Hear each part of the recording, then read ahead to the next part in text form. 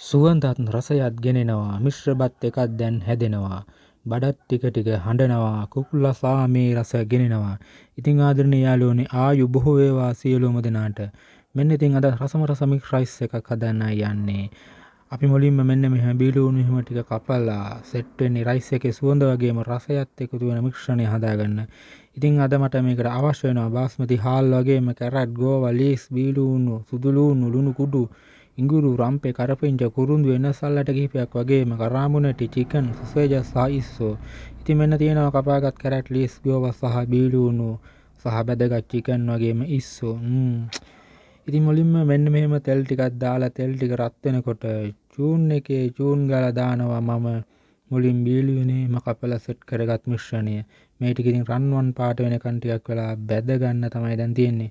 ඉතින් ආදරණීය යාළුවනේ වෙනදාගෙන් මතක් කරනවා කුක්ලසා channel එක subscribe කරලා like පාරක් දාලා channel එක ගැන පොඩි comment එකක් දාන්නත් අමතක කරන්න එපා.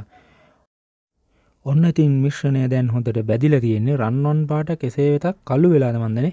හරි ගැටලුවක් නෙමෙයි ඉතින් කුක්ලසාට මතක් කරන්න ඕනේ වීඩියෝ එක දිග වැඩි හින්දා කෙටි කරලා තමයි තියෙන්නේ. ඉතින් නැත්තම් මේක පැයකට අධික කාලයක් යනවා. එහෙම වුණොත් ඔයාලා බලන්නේ නැහැ කියලාත් මම දන්නවා. මුට්ට තමයි අපි ඊළඟට එකතු කරගත්තේ. දන්නවද මුට්ට කියන්නේ මොනවද කියලා? බිත්තර හොඳේ. තමිල් භාෂාවෙන් තමයි මුට්ට කියන්නේ. ඉතින් මම බාස්මති හාල් කිලෝ එකකට මම බිත්තර 5ක් දාගත්තා. ඉතින් ඔයාලා කිසිම 5 නම් 5ක් අඩු වැඩි වුණාට ගැටලුවක් නැහැ. තව දෙයක් ඉතින් මම කිසිම රසකාරකයක් එකතු කරේ නැහැ. සෝයා සෝස් පොඩ්ඩක් නම් ඉතින් එහෙම්ෙන් දාගන්නවා. ගොඩක් අය ඉතින් සුප් කැට වගේ විවිධ රසකාරක එකතු කරනෝනේ. අද මම නම් ඒවා එකතු කරන්නේ නැහැ. කැමති නැති එකතු ගන්න පුළුවන්. ඉඟුරු සුදු ලුණු එහෙම දාලා අපි හදාගත්ත මිශ්‍රණයක්. එකෙන් අමුතුම සුවඳක් වගේම මාරම රසයකුත් මේකට සෙට් වෙනවා. ඉතින් ඒකින්ද අපි රසකාරක අවශ්‍ය වෙන්නේ නැහැ. ඉතින් හාවගේ ආහාරය මොකක්ද කියලා දන්නවද? දන්න කට්ටිය පොඩි කමෙන්ට් එකක් දාන්න. හරි ඉතින් අපි ඊළඟට එකතු කරගත්තා කැරට් ටිකක්. ඒ ටිකක් දාලා ඉතින් මෙන්න මෙහෙම හරි ඕන විදිහකට හරි කවලම් කිරීමක් තමයි තියෙන්නේ බිත්තර ටිකත් එක්කනේ. හරි වැඩේ යන්නේ ඔය ගින්දර වගේ දැන්නේ. හරි අපි ඒකටම කැරට් සහ කපාගත්තු බීලුන් ටිකක් දැන් එකතු කරගත්තා. ඊළඟට අපි මේක මෙහෙම දාගන්න ඕනේ. අපි අර උයාගත්තු බත් ටික හොඳ දැම්ම දබක් ගාලා. දැන් ඉතින් හොඳටම කවලම් කිරීමක් තමයි තියෙන්නේ. ඕන විදිහට කවලම් කරගන්න බුඩ දාලා ගන්න පුළුවන් ඕන විදිහ බිම දාගෙන ගත්තක් කමන්නේ. කවලම් කිරීමක් තමයි තියෙන්නේ. දැන් ඉතින් කවලම් කිරීමත් එක්ක හොඳින් මතක තියාගන්න බාස්මති බත් වෙනකොට වතුර ගොඩක් අඩුවෙන් තමයි තියෙන්න ඕනේ. ඉතින් අනිත් හාල් වර්ග වගේ නෙමෙයි. වතුර නැත්තම් බෙරෙන්න බලනවා. ඒ මොන රයිස් කාලා හමාරයි. ඉතින් වතුර වැඩි වෙනොත් එහෙම. අනික මම බත් එක වෙනකොට පොල් තෙල් මේසෙන්දි දෙකක් එකතු කරා.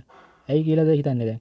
එතකොට බත් එකේ ඇලෙන ගතිය පොඩ්ඩක් අඩු වෙනවා. ඒ වගේම බත හොඳට නිමිල තියෙන්නත් ඕනි මේ රයිස් එක හදනකොට. ඉතින් ඔන්නව තමයි පොදු කාරණා. ඉතින් අපි වැදගත්තු චිකන් කෑලි ටිකත් ඔන්නේ දාගත්තා. මේක ඉතින් කොච්චර හරි දැන් කවලම් කිරීමක් තමයි තියෙන්නේ. මේ චිකන් තම්බලෙම තමයි මම හොඳට අරන් තියෙන්නේ. හරි. ඊට පස්සේ යාළුවනේ මම මේක ලුණු ටිකුත් දැන් දාගෙන ඉවරයි. ඉතින් මම මේ බත වෙනකොටත් ඒකට ලුණු දැම්මා. තව ඉතින් චිකන් එක තම්බනකොට ඒ වතුරට මම ලුණු ටිකක්ම දාලා තමයි තම්බගත්තේ. ඒක නිසා මම ලුණු කොට පොඩ්ඩයි දාගත්තේ. දාගෙන ඉතින් කවලම් කිරීමක් තමයි ආයෙත් තියෙන්නේ. එතකොට අර මේ ඔයාලත් වෙනකොට එහෙම කරන්න. බතට ලුණු පොඩ්ඩක් එහෙම දාගෙන එතකොට පොඩි රසයක් එනවා.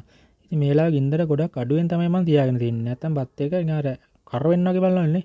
ඊළඟට මම දාගත්ත ලීස් ටික. ඒ ටිකක් දාපුවාම දැන් ඉතින් එළවලු වලින් කැරට් ගෝවා බීලුණු ලීස් ඔක්කොම අපි දාලා ඉවරයි. හොඳට ඉතින් මේ කොච්චර හරි කවලම් කරන්න ඕනේ හැබැයි. හරි. දැන් මේ වැඩේ ගොඩක් දුරට ඉවරයි. දැන් මම ආයෙ ගින්දර පොඩ්ඩක් වැඩි කරා. ඔය බලන්නකෝ. දැන් ඉතින් බත් එකෙන් සුවඳ දුමක් දාගෙන තමයි ඉන්නේ. බඩත් නිකන් අර ඔනෝනෝදෝ දැන් නම් කියනවා වගේ දැනෙනවා ඉතින්. ඉතින් මේ රයිස් එක අනුභව කරන්න හොදි පොඩ්ඩකුත් අපි හදාගෙන තමයි තියෙන්නේ. ඉතින් සෝයා සෝස් නෙමෙයි සෝස් වගේ දේකුත් එක්කත් ඔය නම් අපිට කන්න පුළුවන්. ඉතින් මට අවසාන වශයෙන් එකතු කරන්න තියෙන්නේ බැදගත්තු සොසේජස් කෑලි ටික විතරයි නේද තව. ඊටියත් එකතු කරගෙන අපි හොඳට කවලම් කරගමු. තව ඉතින් අපිට ෆෝක් බීෆ් මාළු වගේ දේවලුත් තියෙනවා නම් හොඳයි ඉතින්. නමුත් ඉතින් පහසුවෙන් හදාගන්න පුළුවන් මික්ස් රයිස් එකක් නේද අපි මේ හැදුවේනේ. ඉතින් ආදරණීය යාළුවනේ අලුත් වීඩියෝ එකකින් නැවත හමු වෙනතුරු අදට මම සමුගන්නවා. සියලු දෙනාටම බයි බයි.